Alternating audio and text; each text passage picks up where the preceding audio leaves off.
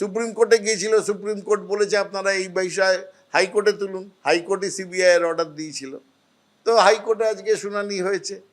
আইনের পরিধি কি আমার জানা নেই, তবে একটা তদন্ত যদি হাইকোর্ট মনে করে সিবিআই করেনি বা সিবিআই অপদার্থতা দেখিয়েছে, নতুন তদন্ত তাহলে কি আবার সিবিআইকে দিয়ে করানো হবে না অন্য কোনো এজেন্সিকে দিয়ে করানো হবে?